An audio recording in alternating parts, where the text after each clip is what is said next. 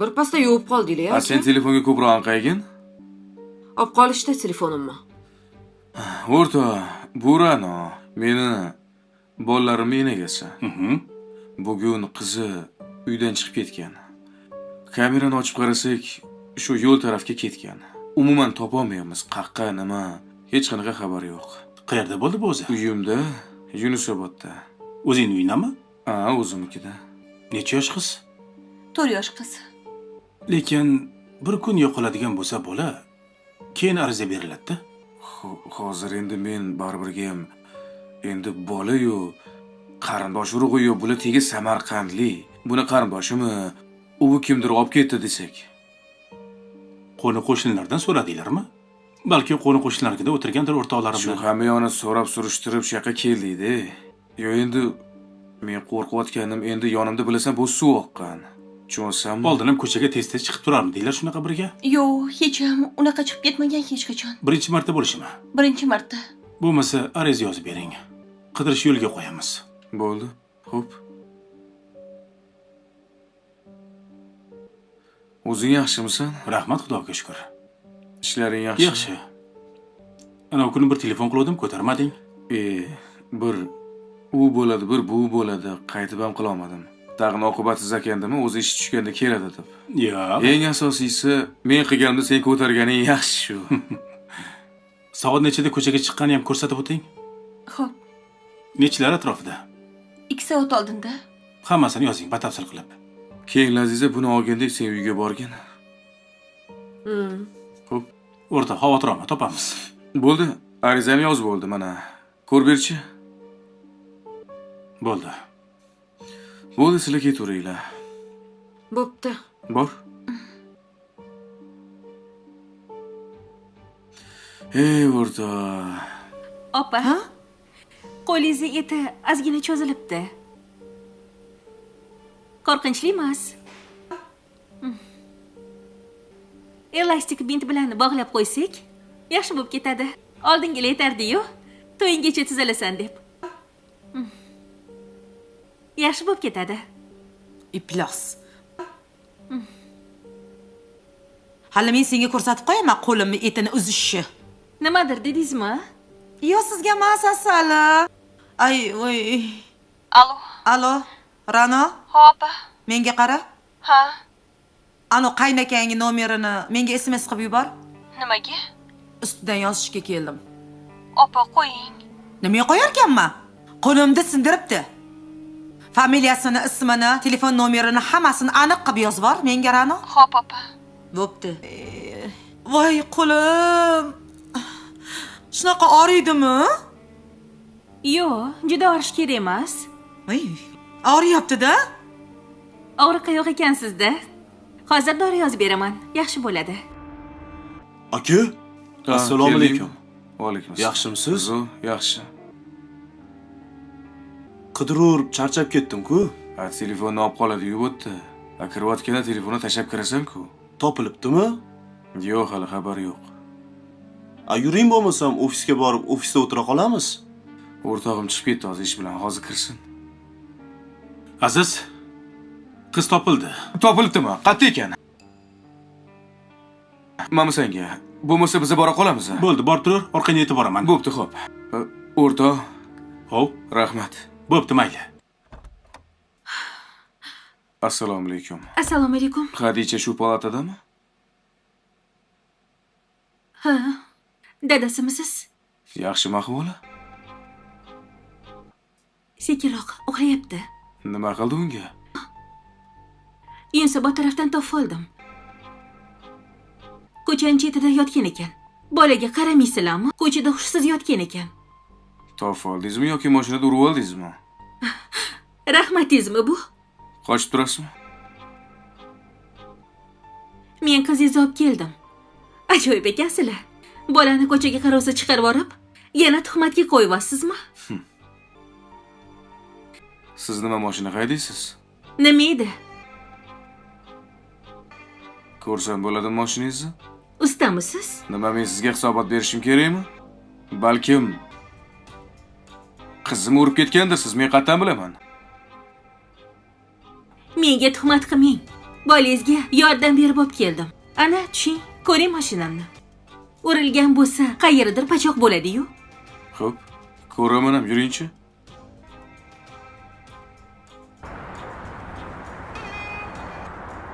Mana mashinam. Qayerdir urilibdimi? Yo'q. Ming bor uzr. Gumon baribirga ham yaxshi emas-da. Yordam beribsiz.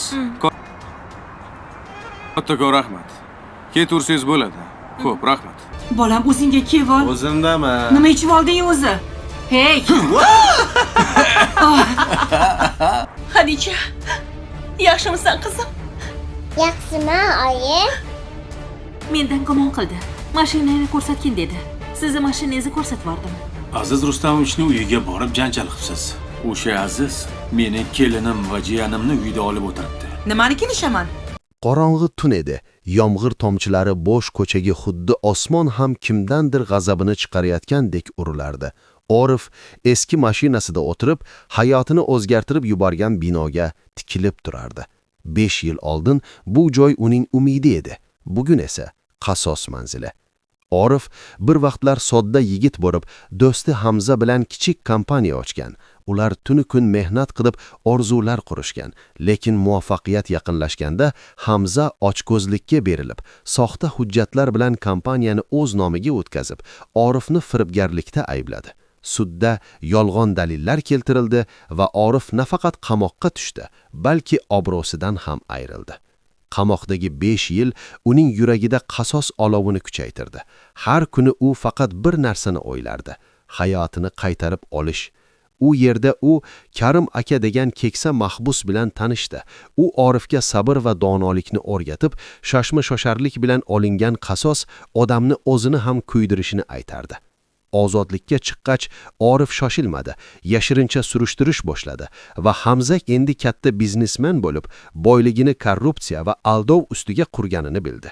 Orif yangi shaxs bilan boshqa kompaniyada ishlash boshladi va asta-sekin Hamzaning ishbilarmon doirasiga kirib bordi. Oylar davom etgan mehnatdan so'ng u kutgan imkoniyat keldi.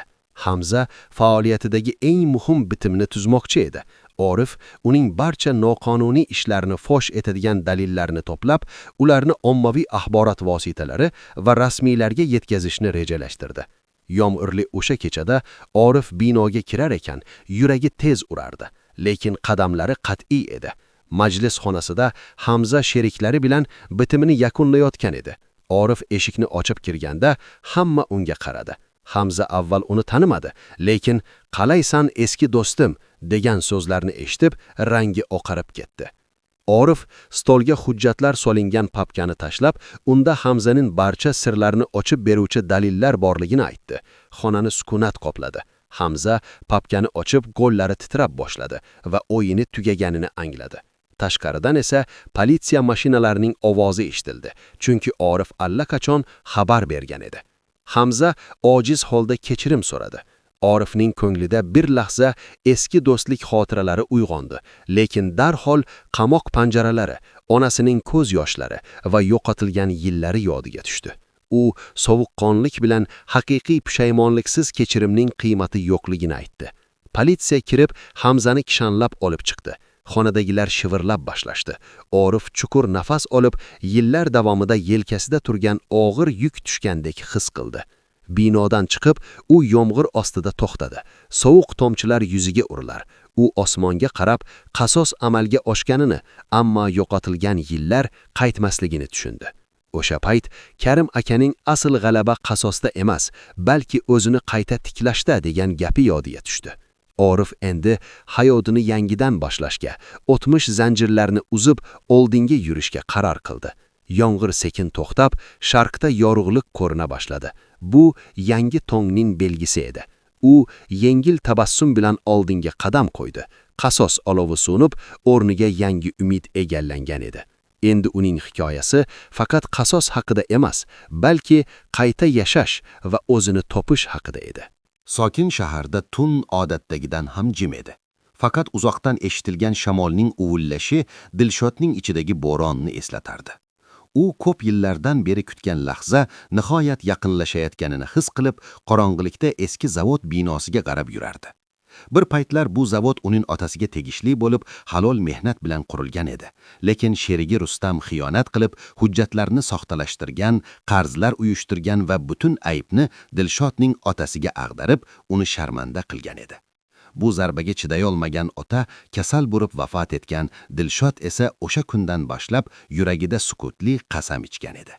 Yillar davomida u shaharni tark edib, boshqa joyda o'qidi, ishladi va kuchli, aqlli inson bo'lib qaytdi. Lekin qalbining eng chuqur burchagida qasos istagi hech qachon o'chmadi. U Rustamning biznes imperiyasini uzoq vaqt kuzatdi va uning muvaffaqiyati hamon yolg'on va poraxo'rlikka qurilganini tushundi. Dilshod sabr bilan dalillar to'pladi, eski ishchilar bilan gaplashdi, yashirin yozuvlar va hujjatlarni yig'di. Nihoyat Rustam yangi investorlar bilan katta kelishuv tuzadigan kecha keldi va bu kelishuv uning obro'sini yanada oshirishi kerak edi. Dilshod zavod ichiga kirganida yuragi tez urardi, lekin ko'zlari sovuqqon edi. Katta zalda yorqin chiroqlar ostida Rustam mehmonlarni kulib kutib olayotgan edi. Marosim qizg'in pallaga yetganda Dilshod sahnaga chiqdi. Hammaning nigohi unga qadaldi. Rustam esa uni ko'rib birdan jim bo'lib qoldi. Dilshod baland ovozda o'zini tanishtirdi va ekranga yig'gan dalillarini chiqardi. Soxta shartnomalar, yashirin o'tkazmalar, pora yozuvlari birin-ketin namoyon bo'ldi. Zalni shavqin bosdi. Investorlarning yuzidagi ishonch o'rnini dahshat egalladi. Rustam sarosimaga tushib, bularning hammasi yolg'on ekanini aytishga urindi. Lekin ayni paytda eshiklar ochilib, huquq-tartibot xodimlari kirib keldi. Dilshod oldindan ham hammasini rejalashtirgan edi. Rustamni olib ketishayotganda u Dilshodga nafrat va qo'rquv aralash qaradi. Dilshod esa ichida yillar davomida to'plangan og'irlik sekin-asta yengillashayotganini sezdi. U g'alaga quvonchini kutgan edi, lekin yuragida g'alati bir sokinlik paydo bo'ldi. Otasining chehrasi ko'z oldiga keldi va u qasosdan ham muhimroq narsa adolat tiklanganini angladi. Tashqariga chiqqanida tong yorishib kelayotgan, osmon asta-sekin och rangga kirayotgan edi. Dilshod chuqur nafas olib, o'tmish soyalarini ortda qoldirishga qaror qildi. U zavodga oxirgi marta qarab, bu joyni yana halol mehnat bilan tiklashni niyat qildi. Chunki haqiqiy qasos faqat dushmanni yiqitish emas, balki vayron qilingan narsani qayta qurish ekanini tushundi. Shu fikr bilan u yangi kun sari yurdi, yuragida esa nafrat o'rnini umid va qat'iyat egallagan edi. Qorong'i tun edi. Yomg'ir tomchilari bo'sh ko'chaga xuddi osmon ham kimdandir g'azabini chiqarayotgandek urilardi. Orif eski mashinasida o'tirib, hayotini o'zgartirib yuborgan binoga tikilib turardi. 5 yil oldin bu joy uning umidi edi. Bugun esa qasos manzili. Orif bir vaqtlar sodda yigit bo'lib, do'sti Hamza bilan kichik kompaniya ochgan. Ular tuni kun mehnat qilib orzular qurishgan, lekin muvaffaqiyat yaqinlashganda Hamza ochko'zlikka berilib, soxta hujjatlar bilan kompaniyani o'z nomiga o'tkazib, Orifni firibgarlikda aybladi. Sudda yolg'on dalillar keltirildi va Orif nafaqat qamoqqa tushdi, balki obro'sidan ham ayrildi. Qamoqdagi 5 yil uning yuragida qasos olovini kuchaytirdi. Har kuni u faqat bir narsani o'ylardi: hayotini qaytarib olish. U yerda u Karim aka degan keksa mahbus bilan tanishdi. U Orifga sabr va donolikni o'rgatib, shashma-shosharlik bilan olingan qasos odamni o'zini ham kuydirishini aytardi. Ozodlikka chiqqach, Orif shoshilmadi, yashirincha surishtirish boshladi va Hamza endi katta biznesmen bo'lib, boyligini korrupsiya va aldov ustiga qurganini bildi. Orif yangi shaxs bilan boshqa kompaniyada ishlash boshladi va asta-sekin Hamzaning ishbilarmon doirasiga kirib bordi. Oylar davom etgan mehnatdan so'ng u kutgan imkoniyat keldi. Hamza faoliyatidagi eng muhim bitimni tuzmoqchi edi. Orif uning barcha noqonuniy ishlarini fosh etadigan dalillarni to'plab, ularni ommaviy axborot vositalari va rasmiylarga yetkazishni rejalashtirdi. Yomg'irli o'sha kechada Orif binoga kirar ekan, yuragi tez urardi, lekin qadamlari qat'iy edi. Majlis xonasida Hamza sheriklari bilan bitimini yakunlayotgan edi.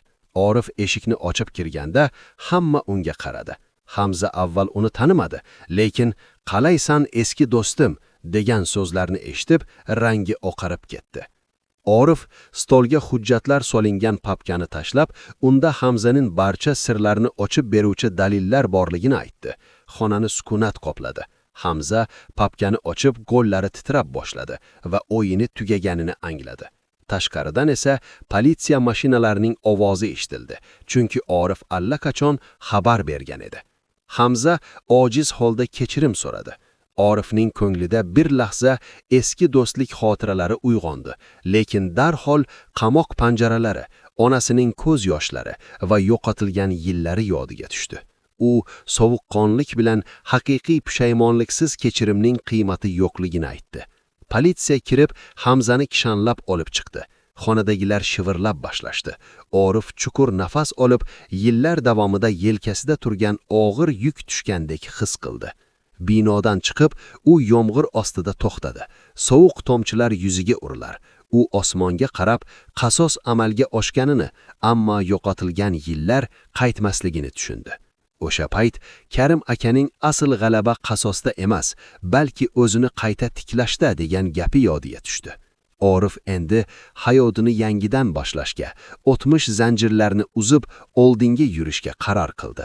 Yomg'ir sekin to'xtab, sharqda yorug'lik ko'rina boshladi.